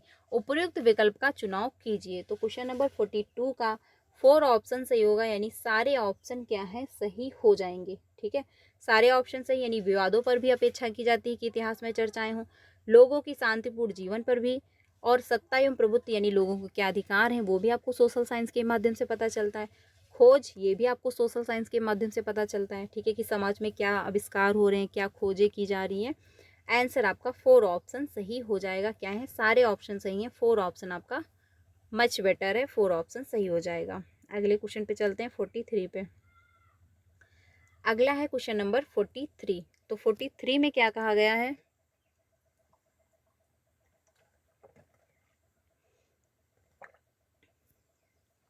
अगला जो क्वेश्चन है 43 आपका, इसमें बात कही जा रही है कि निम्नलिखित विषयों कौशलों को उस क्रम में जिसमें उन्हें सामाजिक विज्ञान में शिक्षक द्वारा मानचित्र कौशलों को पढ़ाते हुए जोर देने की आवश्यकता है, व्यवस्थित कीजिए। यानी सबसे पहले जो है आप किसको जो है मैप पढ़ाने, अगर बच्चों को आप पढ़ा रहे हैं तो कौन सा कौशल विकसित करेंगे, क्रम वाइज आपको लगाना है। तो पहला है संकेत तक, या फिर दिशाओं का ज्ञान कराएंगे, या फिर मानचित्र का पैमाना, या फिर अवस्थित। तो कौन सा जो है आंसर सही होगा क्वेश्चन नंबर 43 का। तो 43 का सेकंड ऑप्शन होगा, यानी फर्स्ट पे, यानी सबसे पहले क्या है दिशाओं का ज्ञान कराओगे आप पहले बच्चों को, फिर जो है मानचित्र का मैप दिखाओगे, फिर संकेतक यानी संकेत का प्रयोग करोगे, फिर अव्यवस्थित। ठीक है, आंसर हो जाएगा, यानी अवस्थित जो है आंसर होगा आपका सेकंड ऑप्शन सही। ठीक है, क्रम वाइज जो है पहले बी होगा, फिर सी होगा, फिर जो है ए होगा, फिर लास्ट में डी आएगा। आंसर हो जाएगा सेकंड ऑप्शन। अगले क्वेश्चन पे चलते हैं। अगला है क्वेश्चन 44। 44 है माध्यमिक स्तर की सामाजिक विज्ञान के शिक्षक की भूमिका में निम्न सम्मिलित हैं। तो सोशल साइंस की बात हो रही है कि शिक्षिका की भूमिका में क्या सम्मिलित है। तो पहला है विविध प्रकार की निर्देशात्मक योजनाओं का उपयोग करना, या फिर अन्य विषयों के साथ संपर्क बनाना, या फिर विद्यार्थियों को यह पढ़ाना कि क्या सही और क्या गलत है, या फिर समझदार तरीके से स्वतंत्रता का पालन करने के लिए विद्यार्थियों को प्रेरित करना। तो क्वेश्चन नंबर 44 का फर्स्ट ऑप्शन सही हो जाएगा, यानी ए बी और डी क्या है, यानी कि ए बी और डी सही है, सी ऑप्शन गलत होगा कि विद्यार्थियों को यह पढ़ाना कि क्या सही और क्या गलत है। ठीक है, अगर आप यही पढ़ाते जा रहे हो विद्यार्थियों को कि क्या सही और क्या गलत है, तो बच्चे जो हैं ये आप बच्चों से अपेक्षा नहीं करेंगे, यानी टीचर ये नहीं बच्चों को पढ़ाएगा कि क्या सही और क्या गलत है, बच्चा यही सोचता रहेगा कि क्या सही और क्या गलत है। बल्कि क्या है, बी ए सही है, बी सही और डी ऑप्शन सही है कि बच्चों को आप प्रेरित कर रहे हो, निर्देशात्मक योजनाओं का उपयोग करवा रहे हो। ठीक है, और आपका अन्य विषयों के साथ संपर्क बना रहे हो, तो इससे क्या है बच्चा चीज़ों को कनेक्ट कर पाएगा। आंसर होगा फर्स्ट ऑप्शन। अगले क्वेश्चन पे चलते हैं 45 पे। अगला है क्वेश्चन 45। इसमें कहा जा रहा है कि क्वेश्चन नंबर जो 45 है, निम्नलिखित में से किन सामग्रियों का मुख्य जो है लौह एवं इस्पात उद्योगों के वितरण का पता लगाने में किया जा सकता है। तो एटलस है, कथ्यपरक मानचित्र है, या फिर रेखाचित्र मानचित्र है आपका। तो क्वेश्चन नंबर 45 जो है आंसर हो जाएगा फर्स्ट ऑप्शन, यानी कि ए और बी सही है, सी जो है वो गलत हो जाएगा। ठीक है, लौह इस्पात की उद्योग की बात कही जा रही, तो इसलिए क्या है मानचित्र रेखा मानचित्र की कोई बात वहां पे नहीं होगी। फर्स्ट और सेकंड यानी ए बी सही है, तो फर्स्ट ऑप्शन आपका सही हो जाएगा। अगले क्वेश्चन पे चलते हैं 46 पे। 46 है सामाजिक विज्ञान की एक कक्षा में एक स्थान से दूसरे स्थान पर जाने के वैकल्पिक रास्तों के बीच चुनाव करते हुए विद्यार्थियों को निम्नलिखित चरणों हेतु मार्गदर्शन देना है। चरणों को चरण ए से चरण डी में क्रमित कीजिए। तो जो है क्वेश्चन नंबर 46 का इसमें कौन सा ऑप्शन सही होगा? पहला है प्रत्येक रास्ते के परिमाणों का अध्ययन करना, या फिर विभिन्न वैकल्पिक रास्तों की पहचान करना, या फिर चुनावों की सूची बनाना जिसमें चयन के कारणों की सूची भी हो, या फिर एक जैसी विशेषताओं वाले सेट के आधार पर संभावित रास्ते की तुलना करना। तो कौन सा जो है ऑप्शन इसमें से सही हो जाएगा? क्वेश्चन नंबर जो है आपका 46। तो क्वेश्चन नंबर जो आपका 46 है इसमें 4 ऑप्शन सही होगा। एक सेकंड। जी हाँ, क्वेश्चन नंबर जो 46 है इसमें आपका 4 ऑप्शन सही हो जाएगा। एक मिनट। क्वेश्चन नंबर जो 46 है इसमें आपका थर्ड ऑप्शन सही होगा, उसके लिए माफ करना। यानी कि जो 46 है इसमें आपका थर्ड ऑप्शन होगा। पहले आएगा बी, फिर आएगा ए, सेकंड नंबर पर फिर आएगा डी, फिर आएगा सी, यानी फोर्थ पे जो है सी जाएगा। यानी क्रम में आपको व्यवस्थित करना था ए चरण से लेकर डी चरण तक, तो यही स्टेप रहेगा। यानी कि आपका थर्ड ऑप्शन होगा, पहले बी होगा, फिर ए आएगा, फिर डी होगा, फिर सी होगा। यानी चुनाव की सूची बनाना जिसमें चयन के कारणों की सूची भी हो। आंसर होगा आपका थर्ड ऑप्शन।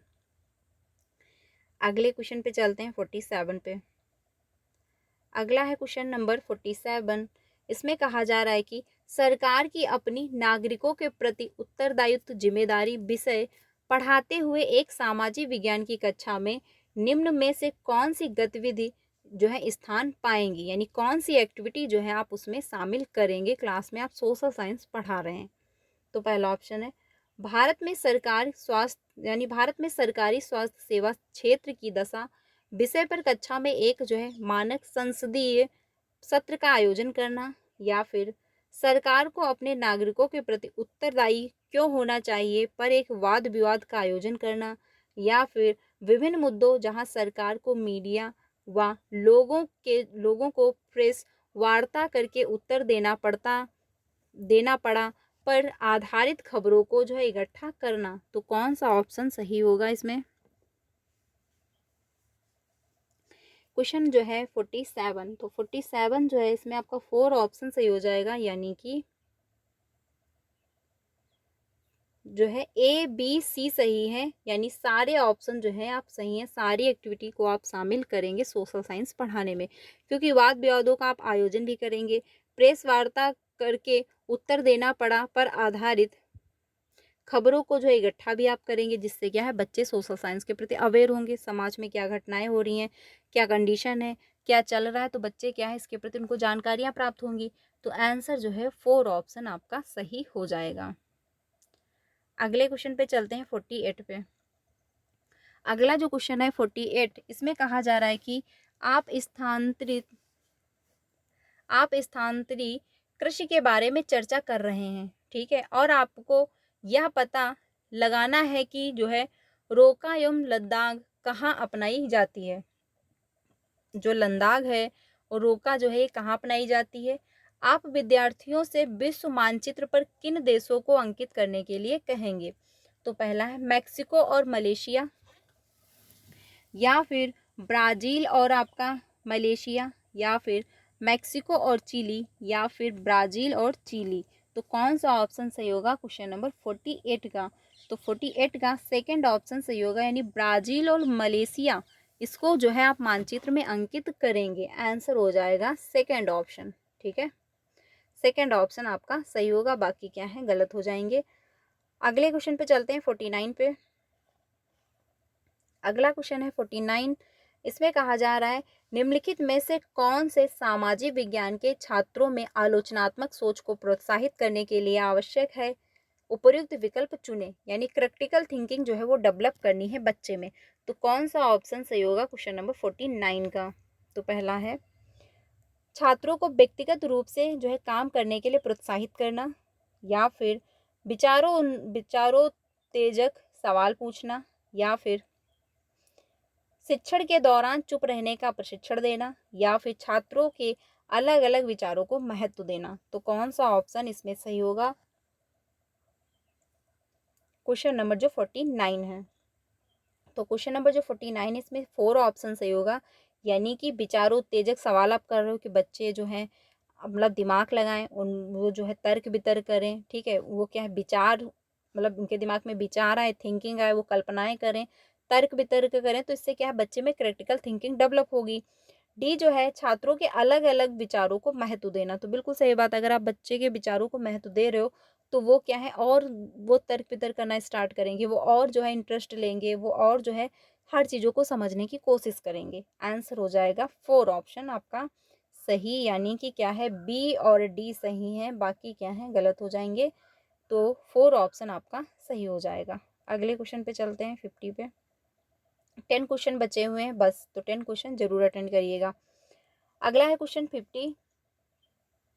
इसमें कहा जा रहा है कि लेकिन मैं स्टेशन यानी डैश डैश, लेकिन मैं स्टेशन मास्टर को जो जवाब दिया था कि हम महार यानी महार हैं, उसका पता सबको चल गया था। कोई भी गाड़ीवान जो है अछूत वर्ग की सवारी को लेकर जाकर अपने आप को गंदा जो है और नीचा नहीं बनाना चाहता था। एक शिक्षक के रूप में इस वृतांत को आप निम्न में से किन संकल्पनाओं के साथ जोड़कर देखेंगे? यानी यहाँ पर छुआछूत की बात हो रही है, ठीक है। तो जो आपका पहला ऑप्शन है रूढ़िबद्धता धारणा है, या फिर पूर्वाग्रह है, या फिर नस्ल भेद है, या फिर भेदभाव है। तो क्वेश्चन नंबर 50 का सेकंड ऑप्शन होगा यानी बी और डी, यानी पूर्वाग्रह भी बना हुआ है और भेदभाव भी यहाँ पर हो रहा है। क्योंकि क्या है अगर वो मतलब मान के चलिए अछूत वर्ग की सवारी को ले जाकर कोई अपने आप को गंदा नहीं करेगा, यानी यहाँ पर छुआछूत की बात हो रही, भेदभाव किया जा रहा है, जाति आधारित भेदभाव हो रहा है, नस्ल के आधार पर जो है भेदभाव हो रहा है, यानी कि क्या है यहाँ पर छुआछूत की बात हो रही है। आंसर हो जाएगा सेकंड ऑप्शन, पूर्वाग्रह भी बना हुआ है, ठीक है। आंसर होगा सेकंड ऑप्शन आपका सही, यानी टीचर जो है इस वृतांत में जो है पूर्वाग्रह और भेदभाव को जोड़ेगा। आंसर होगा सेकंड ऑप्शन। अगले क्वेश्चन पे चलते हैं 51st पे। 51st है, अगर आपको स्रोतों पर आधारित मध्य युगीन भारत के समय के जो है घुमंतुओं यानी बंजारों को प्रस्तुत करना है, तब आप उन्हें चित्रित करेंगे। यानी जो बंजारे लोग हैं अगर आप उनको जो है इंक्लूड करना चाह रहे हो तो आप उनको कैसे चित्रित करोगे? तो पहला है एक रंग बिरंगे एवं आनंद प्रिय समुदाय की तरह, या फिर एक उग्र एवं हिंसक समुदाय की तरह, या फिर एक महत्वपूर्ण व्यापार करने वाले समुदाय की तरह, या फिर एक अलग थलग समुदाय की तरह जिसका कोई अतीत नहीं है। तो कौन सा इसमें ऑप्शन सही होगा क्वेश्चन नंबर 51st का? आंसर आपका थर्ड ऑप्शन होगा, यानी एक महत्वपूर्ण व्यापार करने वाले समुदाय की तरह जो है आप इनको चित्रित करेंगे, ठीक है। ये नहीं कि वो रंग बिरंगे जो आनंद प्रिय समुदाय की तरह रहते हैं, मतलब वो गाते बजाते रहते हैं, तो आप उनको ऐसे चित्रित करोगे। या फिर उग्र एवं हिंसक समुदाय की तरह भी नहीं, ये भी नहीं कि उनका कोई अतीत नहीं है। आंसर आपका थर्ड ऑप्शन होगा, आप क्या है एक महत्वपूर्ण व्यापार करने वाले समुदाय की तरह जो है आप उनको चित्रित करोगे, ठीक है। आंसर होगा थर्ड ऑप्शन। अगले क्वेश्चन पे चलते हैं। अगला है क्वेश्चन नंबर 52। अगला क्वेश्चन जो है 52, इसमें बात कही जा रही है कि निम्नलिखित में से किन को भारत के विद्यालय में सामाजिक विज्ञान शिक्षा के शिक्षण में सामान्यतः चुनौतियों के रूप में माना जाता है, ठीक है। तो पहला ऑप्शन है यहाँ पर पर्याप्त भारतीय लेखक नहीं है जो कि गुणवत्ता वाली सामाजिक विज्ञान की विषय वस्तुएं लिख सकें, या फिर जितनी विषय वस्तुओं को विद्यार्थी जो है संभाल सकते हैं उससे अधिक विषय वस्तु सामाजिक विज्ञान पाठ्यचर्या में सम्मिलित हैं, या फिर सामान्य तौर पर विद्यालय की पाठ्य पुस्तकें और विशेष रूप से सामाजिक विज्ञान की पाठ्य पुस्तकें बोधगम्य में नहीं है, या फिर जैसी वैज्ञानिक दृढ़ता सामाजिक एवं भौतिक विज्ञान में पाई जाती है वैसी सामाजिक विज्ञान के शिक्षण में नहीं होती। तो क्वेश्चन जो है आपका 52, यानी कि क्वेश्चन नंबर जो है आपका 1 मिनट 52, इसमें कौन सा ऑप्शन सही हो जाएगा? तो 52 जो है इसमें सेकंड ऑप्शन सही होगा, यानी केवल बी सी डी सही है, ए जो है वो गलत होगा, बाकी क्या है ऑप्शन सही हो जाएंगे, ठीक है। बाकी जो है ऑप्शन सही है, यानी ए जो है वो गलत होगा, क्योंकि बात कही जा रही थी सामाजिक विज्ञान शिक्षा के शिक्षण में समानता चुनौती के लिए आप जो है मना, यानी चुनौतियों के रूप में माना जाता है। तो पहला जो है वो गलत होगा, बाकी क्या है ऑप्शन सही हो जाएंगे। ठीक है, तो आंसर आपका जो है ए नहीं होगा, तो ए जिसमें भी है वो गलत हो जाएगा, यानी ये भी गलत, ये भी गलत, ये भी गलत। सेकेंड ऑप्शन आपका सही होगा। अगले क्वेश्चन पे चलते हैं 53 पे। अगला क्वेश्चन है 53। इसमें कहा जा रहा है कि क्वेश्चन नंबर जो 53 है कि निम्नलिखित कथनों ए और आर पर विचार करें और सही विकल्प का चयन करें। तो ए जो कहा, ए जो आदर्श यानी ए कथन जो इसमें कहा जा रहा है, अंग्रेजों के प्रति निष्ठा को बढ़ावा देने के लिए अंग्रेजों ने भारतीय विद्यालय की सामाजिक विज्ञान पाठ्यचर्या में नागरिक शास्त्र को लाया। बी जो है, इसे हाल ही के वर्षों में राजनीति विज्ञान से प्रतिस्थापित किया गया क्योंकि यह विषय विश्वविद्यालय में अधिक आकर्षक एवं लोकप्रिय है। तो कौन सा ऑप्शन इसमें सही होगा? देखिए, जो इसका फर्स्ट है वो भी गलत है और इसका जो बी दिया गया है तर्क कथन, ये भी गलत हो जाएगा, क्योंकि लोकप्रिय था इसलिए इसको मतलब विश्वविद्यालय में अधिक आकर्षक एवं लोकप्रिय बना, ये आपका कहना गलत हो जाएगा, इसलिए राजनीति विज्ञान से इसे प्रतिस्थापित कर दिया गया। बाकी फर्स्ट जो है वो भी गलत होगा, क्योंकि अंग्रेजों ने भारतीय विद्यालय की सामाजिक विज्ञान पाठ्यचर्या में नागरिक शास्त्र को लेकर आ गए, ये भी आपका गलत है। आंसर होगा थर्ड ऑप्शन। ठीक है, ए और आर क्या है, सॉरी ए और बी क्या है, गलत हो जाएंगे। आंसर हो जाएगा थर्ड ऑप्शन। अगले क्वेश्चन पे चलते हैं 54 पे। 54 है, निम्नलिखित में से किसको सामाजिक विज्ञान के संदर्भ में प्राथमिक स्रोतों के रूप में नहीं माना जाएगा? तो पहला है मित्रों को लिखे पत्रों को, या फिर निजी डायरी की प्रविष्टियों को, या फिर जर्नल में प्रकाशित एक पुस्तक की समीक्षा को, या फिर एक व्यक्ति की हस्तलिखित अर्थ प्रबंधों के विवरण को। तो किसको जो है नहीं माना जाएगा? ये ध्यान रखना, प्राथमिक स्रोत यानी प्रथम एजेंसी पूछा जा रहा है। तो क्वेश्चन नंबर जो 54 है इसमें आपका थर्ड ऑप्शन सही हो जाएगा, यानी कि जो है जर्नल में प्रकाशित एक पुस्तक की समीक्षा को। ठीक है, आंसर आपका थर्ड ऑप्शन होगा, क्योंकि प्राथमिक स्रोत में ये नहीं आएगा। बाकी अगर आप अपने मित्र को पत्र लिख रहे हो तो फर्स्ट एजेंसी में जाएगा, यानी क्योंकि आप डायरेक्ट लिखकर पत्र दे रहे हो। निजी डायरी वो भी आपका फर्स्ट स्रोत है, एक व्यक्ति की हस्तलिखित वो भी आपका प्रथम स्रोत है, लेकिन जर्नल में प्रकाशित एक पुस्तक ये आपका सेकंड में जाएगा। आंसर आपका थर्ड होगा, क्योंकि नेगेटिव का यानी नहीं पूछा है तो नहीं का थर्ड ऑप्शन हो जाएगा। अगले क्वेश्चन पे चलते हैं 55 पे। अगला क्वेश्चन जो है 55, इसमें कहा जा रहा है कि एक जो है मतलब अलग, अगर एक छात्र जो है छात्रा सरकारी योजना समझने में शामिल है, निम्नलिखित में से कौन सा उसके आलोचनात्मक क्षमता के विकास को दर्शाता है, यानी क्रिटिकल थिंकिंग को कौन दर्शा रहा है? तो पहला है सरकारी रिपोर्ट में उपलब्ध योजना के विवरणों को जस के तस उतार देना, तो इसमें बच्चा कोई अपना तर्क वितर्क नहीं करेगा, तो ये क्या है, गलत हो जाएगा।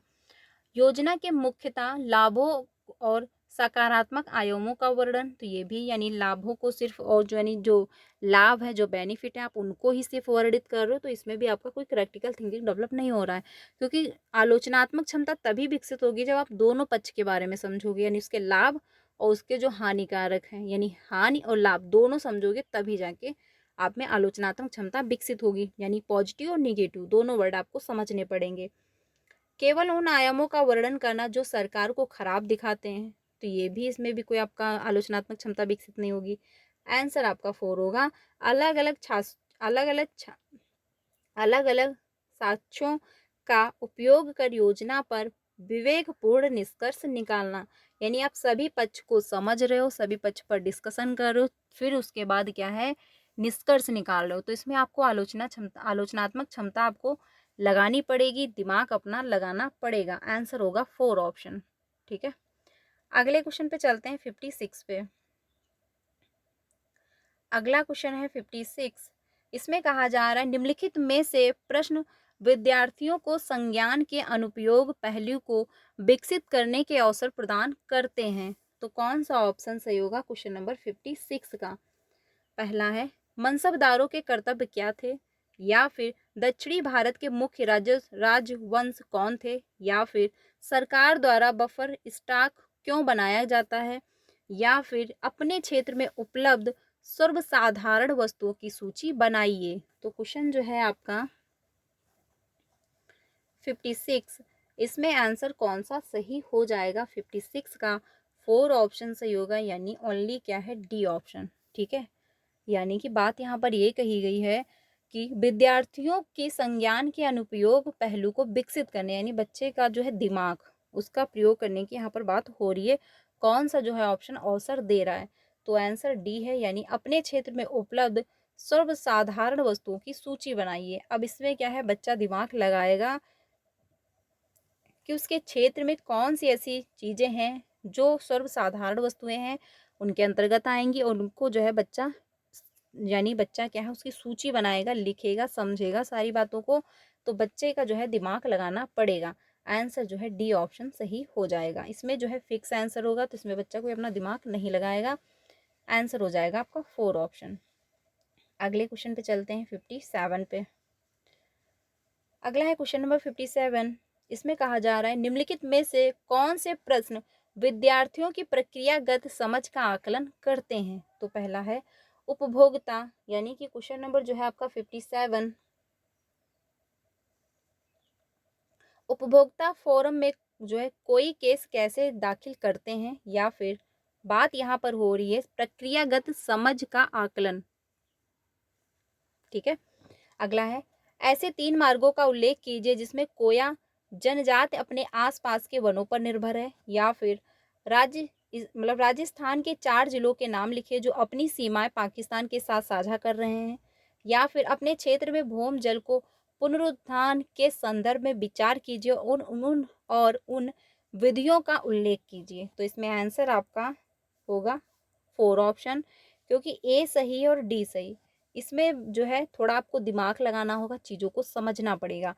लेकिन जो है, जो सी ऑप्शन है, राजस्थान के 4 जिलों के नाम लिखे जो अपनी सीमाएं पाकिस्तान से साझा करते हैं, तो इसका फिक्स आंसर है कि कौन कौन से जो भाई 4 राज्य हैं वो उन्होंने पाकिस्तान से साझा कर रखा है, यानी उनकी सीमाएं जो है पाकिस्तान से साझा है। तो इसका क्या फिक्स आंसर है? बी जो है ये भी इसका फिक्स आंसर है। लेकिन जो है ए, इसमें कहा जा रहा है उपभोक्ता फोरम में कोई केस कैसे दाखिल करते हैं। अब आपको सारा प्रोसेस समझना पड़ेगा, तभी जाके आप बता पाएंगे। डी जो है, अपने क्षेत्र में भूम जल को पुनरुत्थान के संदर्भ में विचार कीजिए और उन विधियों का उल्लेख कीजिए। तो इसमें भी आपको अपना दिमाग लगाना पड़ेगा। आंसर आपका 4 ऑप्शन होगा, बाकी क्या है गलत हो जाएंगे। ठीक है, इसमें कोई आप अपना दिमाग नहीं लगाएंगे, जो बी और सी है, लेकिन ए और डी में आपको अपना दिमाग लगाना पड़ेगा। आंसर होगा 4 ऑप्शन। अगले क्वेश्चन पे चलते हैं। अगला है क्वेश्चन नंबर 58। विभिन्न स्थानों पर पाए जाने वाले जीव जंतु, वनस्पति एवं लोगों के रहन सहन के तरीके इतने भिन्न क्यों हैं? कुछ उदाहरण से ज्ञात करें और व्याख्या करें। यह प्रश्न छात्रों की डैश डैश योग्यता का मूल्यांकन करता है, यानी पूछा जा रहा है बच्चे से कि जीव जंतु, वनस्पति एवं लोग का रहन सहन जो है, पहनावा है, ठीक है, बोलचाल की भाषा है, ठीक है, रहने का तरीका जो है वो भिन्न होता है, ऐसा क्यों है?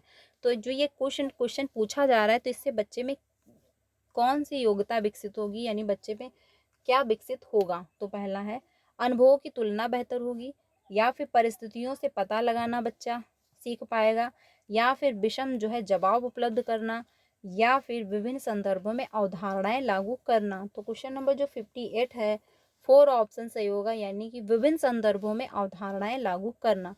अब बच्चा क्या है, हर चीज़ों को समझेगा, ठीक है, उसके बाद जो है वो आंसर दे पाएगा।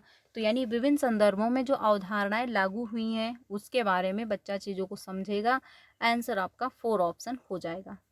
अनुभवों की तुलना करना, यानी आप अनुभवों की तुलना करोगे, तो यहाँ पर अनुभव की तुलना की बात नहीं हो रही है। परिस्थितियों का पता लगाना, आप सभी की परिस्थितियों का पता नहीं लगा सकते, ठीक है। आंसर होगा 4 ऑप्शन। अगले क्वेश्चन पे चलते हैं। अगला है सेकंड लास्ट क्वेश्चन। इसमें कहा जा रहा है कि मिडिल स्तर पर एक सामाजिक विज्ञान की शिक्षिका प्राकृतिक वनस्पति और वन्य जीव का संरक्षण विषय को पूरा करके अपने विद्यार्थियों में सहयोग के कौशल का आकलन करना चाहती है। उसके उद्देश्य की पूर्ति निम्न में से किस से सर्वाधिक होगी? तो पहला है निबंध लेखन, या फिर वाद विवाद, या फिर जो है सहयोग प्रश्न, या फिर समूह में जो है कोलाज बनाना। तो कौन सा ऑप्शन सही होगा? आंसर आपका 4 होगा, यानी समूह में कोलाज बनाना। ठीक है, बाकी क्या है गलत हो जाएंगे। आंसर 4 ऑप्शन आपका सही होगा, क्योंकि उसके उद्देश्य की पूर्ति निम्न में से किसी से सर्वाधिक हो रही है। तो आंसर होगा 4 ऑप्शन। ठीक है, अगले क्वेश्चन पे चलते हैं। अगला है, लास्ट क्वेश्चन है, निम्नलिखित में से कौन सा वाक्य यह दर्शाता है कि विद्यार्थियों में जनसंख्या पिरामिड का संप्रत्यय समझ लिया है?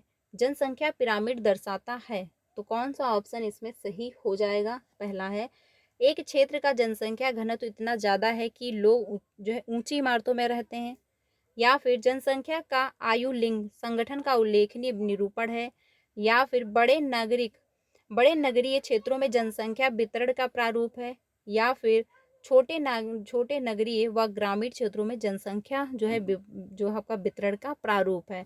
तो बात हो रही है जनसंख्या पिरामिड की। तो ये आपका नहीं होगा, ये भी नहीं होगा, ये भी नहीं होगा। आंसर होगा आपका सेकंड ऑप्शन, क्योंकि जनसंख्या का आयु लिंग संगठन का उल्लेखनीय मतलब जनसंख्या का आयु लिंग संगठन का आलेखनीय निरूपण है। ठीक है, आंसर हो जाएगा सेकंड ऑप्शन। ए और आप यानी फर्स्ट, थर्ड और फोर्थ गलत होंगे, सेकंड ऑप्शन सही हो जाएगा। ठीक है, तो फ्रेंड्स ये हम लोगों ने पूरा एक सेट डिस्कस किया, और मैंने पूरी कोशिश की कि कम टाइम में जो है पूरा पेपर अटेंड किया जाए सोशल साइंस का। तो 60 क्वेश्चन मैंने डिस्कस किए, पूरा एक सेट डिस्कस किया। आई होप आपको हेल्प मिली होगी, अच्छे से समझ के जाइएगा। यहाँ से क्या आपको समझ में आ गया होगा, पूरा एक साथ आपने क्वेश्चन डिस्कस किए, पूरा एक सेट डिस्कस किया, यानी पूरा एक सेट आपने समझा, तो आपको समझ में आया होगा कि सोशल साइंस कितनी आपकी तैयार हो चुकी है। तो कमेंट में अपना स्कोर भी बताइएगा कि आपके कितने आंसर सही हुए हैं। बाकी आपका एग्ज़ाम कल है, तो उसके लिए ऑल द बेस्ट। टेंशन बिल्कुल भी नहीं लेनी, चिल होकर के जाना है, पेपर अच्छे से अटेंड करना है, क्वेश्चन सारे करके आने, एक भी छोड़ के नहीं आना है। तो आज के लिए इतना ही। क्लास अच्छी लगी तो लाइक करिएगा, बाकी अपने सारे फ्रेंड को शेयर करिएगा जो भी सीटेट पेपर 2 देने वाले हैं। मिलते हैं नेक्स्ट वीडियो में। क्लास अच्छी लगी तो लाइक करिएगा। 3 बजे जो क्लास हुई है हिंदी पेडागोजी की, तो उसको भी ज्वाइन करना। बाकी पेपर कैसे अटेंड करना है उस पर मैंने वीडियो बनाई, जो कि काफ़ी इंपॉर्टेंट है, तो उसको जा करके ज्वाइन करिएगा, आपको काफ़ी अच्छे से समझ में आएगा। तो आज के लिए इतना ही। 3 बजे डेली प्रेस के क्वेश्चन की प्रैक्टिस होती है, ये टाइम ऐसे ही रेगुलर रहेगा। तो आप लोग पेपर होने के बाद भी अगर आप चाहते हैं तो ज्वाइन कर सकते हैं। डेली आपको 3 बजे और 5 बजे क्लासेस मिलती रहेंगी। तो मिलते हैं नेक्स्ट वीडियो में। Thank you.